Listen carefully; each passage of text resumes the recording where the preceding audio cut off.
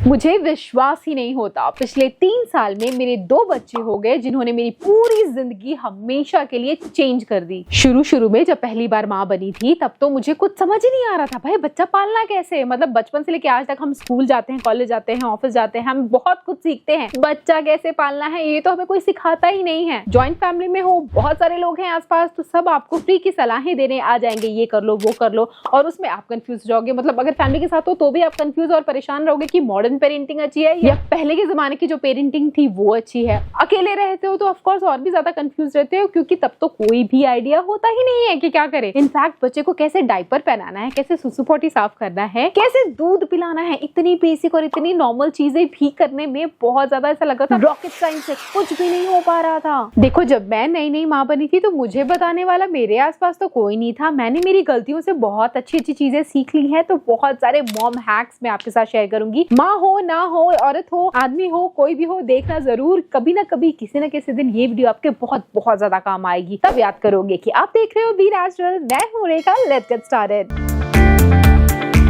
छोटे बच्चों का जब भी डायपर चेंज करते हैं ना, वो बार हाथ बाहर निकालते रहते हैं यार, वो डायपर चेंज ही नहीं करने देते। प्लस अगर उन्होंने पॉटी की हो ना तो अपना हाथ एकदम पॉटी में ही घुसा लेते हैं एंड पूरा उनका मेस्ड अप हो जाता है। सो इस प्रॉब्लम से बचने के लिए I started following this hack. Simply diaper change करते टाइम बेबी के दोनों हाथों को उनके रोम्पर के अंदर ही इस तरीके से फिट कर दो। वो अपने हाथों को ही सुलझाने में उलझे रहेंगे और इस बीच चुपके से आप उनका डायपर चेंज कर लोगे। है ना यूजफुल हैक।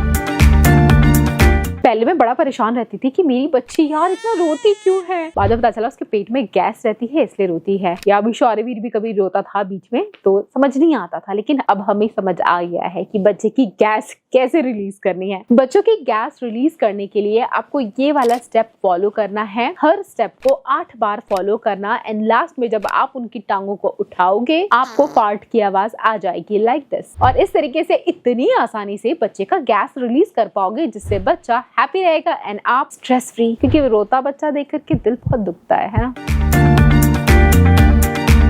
ये जो छोटे बच्चे होते हैं ना, माँ के पेट से ही उनके नाखून इतने बड़े हो जाते हैं कि जब वो बाहर आते हैं 2-3 दिन के बच्चे अपने फेस पे अपने ही हाथों से नाखून मार लेते हैं, स्क्रैचेस डाल देते हैं, है ना। और इतने छोटे बच्चों की छोटी उंगलियां होती है, नेल्स कट करना समझ ही नहीं आता कैसे कट करें। पहले मैं बड़ा डरती थी लेकिन अभी तो आई एम कॉन्फिडेंट। तो मैं अपने बेबीज के नेल्स कट करने के लिए नेल कटर इजिली यूज कर लेती हूँ। अगर आप नहीं कर पाते हैं तो you can use baby scissor. ये बच्चों के लिए छोटी कैंची आती है, इससे भी कैंची, मतलब पहले मेरे को लग रहा था यार कैंची से कैसे नेल्स कट कर सकते हैं, this is so dangerous, but नहीं यार, जब किया ना तब पता चला कि अरे ये तो बहुत ही आसान है। उसे कट करो, उसके बाद जो शार्प एजेस आपको लगते हैं कि है तो शार्प एजेस से भी वो अपने आप को स्क्रैच दे सकते हैं। तो इससे बचने के लिए जो इस तरीके का नेल फाइल आता है ना, उससे आप उनको रब करो एंड उनको अनशार्प करो।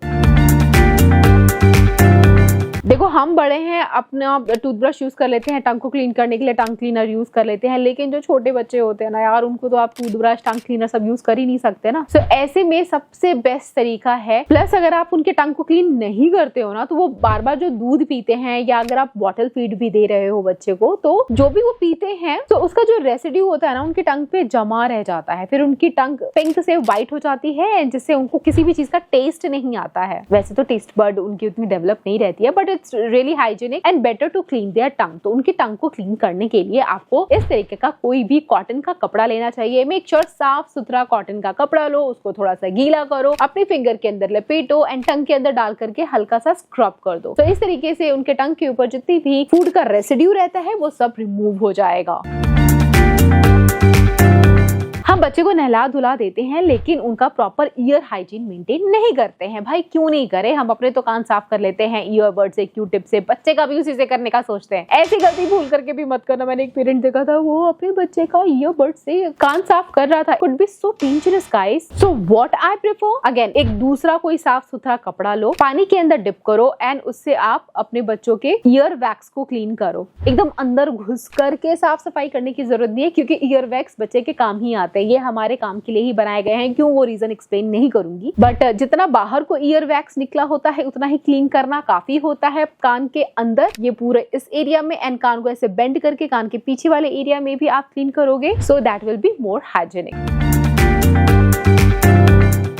स्ट्रोलर तो मैंने अपने बेबी के होने के पहले ही खरीद लिया था, जब मेरी पहली बेबी हुई तो, लेकिन हम उसको ज्यादा यूज करते नहीं थे। ऐसा लगता था ये चोचले हैं, अपने बच्चे को तो अपने कलेजे से गोदी में लगा करके ही लेके जाएंगे। That's not practical guys. Diaper spoil कर देते हैं, आपको चेंज करना होता है तो ये बहुत डिफिकल्ट होता है। कहाँ बच्चे को लिटा करके कैसे चेंज करोगे? तो जब से मैंने स्ट्रोलर बाहर लेकर के जाना स्टार्ट किया है, देन आई रियलाइज्ड कि स्ट्रोलर कितना यूजफुल होता है जब बच्चे का डायपर चेंज करना होता है। उसको लिटाओ, डायपर चेंज करो, एंड बच्चे को भी लेट करके पूरी वादियों की मजे लेने दो यार। बच्चा गोदी में उतना कंफर्टेबल नहीं रहता है जितना लेट करके। आप इमेजिन करो किसी की गोदी में बैठ करके घूम रहे हो, और इमेजिन करो लेट करके बिस्तर आपको कोई घुमा रहा है, किसमें आपको ज्यादा मजा आएगा? तो यूज स्ट्रोलर। मुझे पता है बहुत सारे पेरेंट्स होंगे जिन्होंने ले लिया होगा एंड उस पे धूल मिट्टी ही चढ़ रही होगी, कोई इसको यूज नहीं करता है। आप उसको यूज करो एंड याद रखो जब आप बच्चों को स्ट्रोलर में बाहर लेकर के जाते हो ना, डायपर चेंज करने के लिए इजी होता है, डायपर बैग रखने के लिए इजी होता है, लेकिन जब भी आप बच्चे को खड़ा करते हो ना तो प्लीज उसका जो लॉक होता है ना वो लॉक लगा देना। ऐसे हमने बहुत सारी वायरल वीडियोस देखी हैं, स्पेशली फॉरेन की, जहाँ पेरेंट्स लॉक करना भूल जाते हैं और ढलान पे चला जाता है या बहुत सारे एक्सीडेंट्स वगैरह। I don't want to say anything, ऐसे हादसे हुए हैं तो सावधानी बेटर है।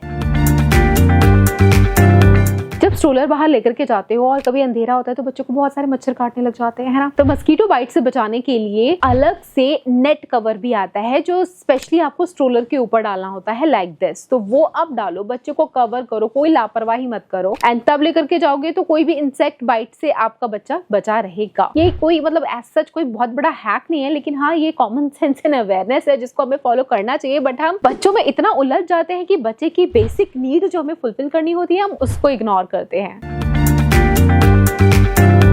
I love this hack, baby facial massage. देखो जब बच्चों की मसाज हम करते हैं, वैसे तो बहुत सारे लोगों को लगता है कि बेबी का मसाज करने से उनकी हड्डियां मजबूत होती हैं, बच्चा बहुत स्ट्रांग होता है, बट मैंने अपने बच्चे के पीडियाट्रिशियन से भी कंफर्म किया, बच्चे की मसाज करने से हड्डियां मजबूत नहीं होती हैं। ये एक कल्चरल बिलीफ है which I do respect, but scientific देखा जाए तो बच्चे की मसाज से बच्चा रिलैक्स फील करता है, प्लस पेरेंट्स की बॉन्डिंग बच्चे के साथ बहुत ज्यादा अच्छी बनती है, स्ट्रांग बनती है। आपको जब भी लगता है करना है करो, अगर आपको लगता है कि टाइम नहीं मिल पा रहा है, कभी कभी कर पा रहे हो तो it's okay, don't feel guilty about it. जब आपको टाइम मिले कभी कभी इस तरीके से फेशियल मसाज जरूर करना। और फेशियल मसाज करते हुए ये मत सोचना कि ऐसे ऐसे करोगे तो बच्चे की नाक एकदम पैनी नोकीली हो जाएगी, वो पता नहीं क्या शेप देना चाहते हैं लोग अपने बच्चे की मसाज देते हुए। ऐसा नहीं होता है, ठीक है? बच्चे के जो फीचर्स है ना वो पेरेंट्स पे जाते हैं। अगर पेरेंट्स की नाक ऐसी है बच्चे की भी ऐसी होगी, पेरेंट्स की नाक ऐसी है तो बच्चे की ऐसी होगी। जेनेटिक जीन्स का असर होता है ना, पेरेंट्स में नहीं तो दादा या नानी या नाना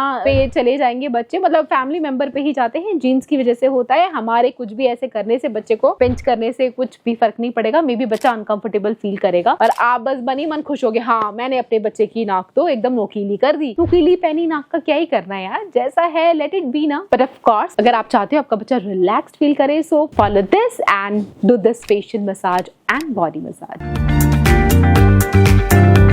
ये जब बच्चे ना थोड़े से बड़े होने लग जाते हैं, 3-4 महीने में आते हैं, स्पेशली जब छठे महीने में आ जाते हैं, मेरा शौर्यवीर छठे महीने में आ चुका है, हम परेशान होते हैं कि हमारा बच्चा रो क्यों रहा है, दूध पिला दिया, डायपर चेंज कर दिया, सब कुछ तो ठीक है, वो रो क्यों रहा है? तो बच्चे इसलिए रोते हैं क्योंकि उनकी टीथिंग हो रही होती है। तो जब दांत आने वाले होते हैं उनको लगता है कि कुछ दो उनको चबाने के लिए, इसीलिए जब बेबी अपनी मम्मी की ब्रेस्ट फीडिंग कर रहे होते हैं ना उस टाइम भी उसको एकदम नोच डालते हैं, चबा डालते हैं। तो अगर आप भी कुछ ऐसे सिचुएशन से सफर कर रहे हो, विच आई एम श्योर कर रहे हो क्योंकि मैं भी कर रही हूँ, तो ऐसे में बच्चों को टीदर ला करके दो। और मैंने शौर्यवीर के लिए बहुत सारे टीदर लिए हैं एंड मानोगी नहीं यार, टीदर के साथ खेलता रहता है, मतलब आधा घंटा 1 घंटा खेलता ही रहता है, उसको बहुत मजा आता है, तो चबाता रहेगा। तो वो जब चबाता है तो उसको बहुत ज्यादा calm down and relax feel होता है। तो जब वो रिलैक्स होता है तो माँ रिलैक्स होती है। तो don't under estimate the power of teether. तो ये सारी चीजें मैंने अमेजोन से ली है, इफ यू वांट बस टाइप करो अमेजोन पे, आपको मिल जाएगा सब कुछ।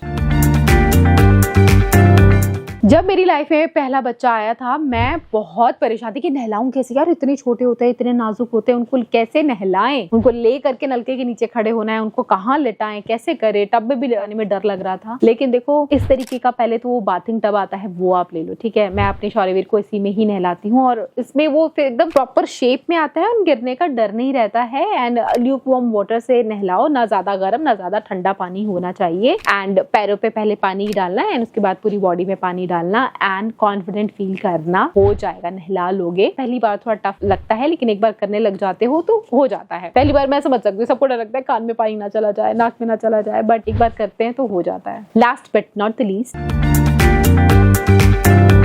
हेयर फॉल से बहुत ज्यादा परेशान होते हैं। मेरे भी बेटे के इतने बाल निकल गए ना पीछे से कि ऐसा लगता है कि वो गंजा ही हो गया है। तो मैंने पीडियाट्रिशियन से कंसल्ट किया तो उन्होंने बोला कि इस एज में बच्चों के जो पेट के बाल होते हैं, जो माँ की पेट में जितने बाल होते हैं, वो 5वें 6ठे महीने में या किसी भी महीने में जब वो न्यूबॉर्न बेबी होता है तब वो जा सकते हैं और जाएंगे। तो मुझे बिस्तर पे जब इतने सारे बाल उसके पड़े मिलते थे, मैं पहले थोड़ी हैरान परेशान हुई, बट देन आई नो कि हाँ ये इनको जाना है, ये जाएंगे। तो ऐसे में परेशान मत होना, एंड चाहो तो आप उसको बाल उतरवाते हैं ना, उस टाइम बाल उतरवा लो। मुझे भी बाल उतरवाने हैं, मैं परफेक्ट टाइम ढूंढ रही हूँ। तो वो एक बार बाल उतर जाएंगे तो उसके बाद जो न्यू हेयर आएंगे वो स्ट्रॉन्ग होंगे एंड मेरी तरह लॉन्ग भी होंगे। मैं शारीरिक के भी बाल लॉन्ग रखना चाहती हूँ। लड़कों के जनरली होते नहीं है, लेकिन मैं चाहती हूँ कि लॉन्ग रखना, बस चाहती हूँ, पता नहीं क्यों। अब मेरे बच्चे उठ चुके हैं दोनों। मैं सुबह से आज शूट पे बैठी थी कि बच्चों के उठने से पहले सारा शूट खत्म कर लूंगी, बट मेरे बच्चे बहुत चालाक है, उड़ गए। खैर फिर भी मैंने बहुत कुछ शूट कर लिया है। अगर यहाँ तक वीडियो देखी है, पसंद आई है एंड आपके पास भी कुछ मॉम हैक्स है तो प्लीज प्लीज प्लीज जरूर शेयर करना, ताकि मेरी लाइफ और आसान बन पाए। माओ को तो जितना हैक दो उतना काफी है, लेकिन हाँ जो फ्री का ज्ञान लोग देते हैं ना कि अपने बच्चे को ये कर लो वो कर लो, और आप उससे कंफर्टेबल नहीं है, आपको लगता है नहीं मुझे ऐसा नहीं करना चाहिए, तो आप नहीं करो। अपने इंस्टिंक्ट को समझो, ठीक है। माँ का दिल जो कहता है वही करना चाहिए, बाकियों की बात नहीं सुननी चाहिए। मेरी भी वीडियो देखने के बाद अगर आपको लगता है इन बातों में दम है और इनसे आपकी जिंदगी आसान बन सकती है तो आप इन चीजों को फॉलो कर लो, अदरवाइज रहने दो। Don't forget to like, subscribe and share. मैं आपसे फिर मिलूंगी, तब तक के लिए बाय गाइस।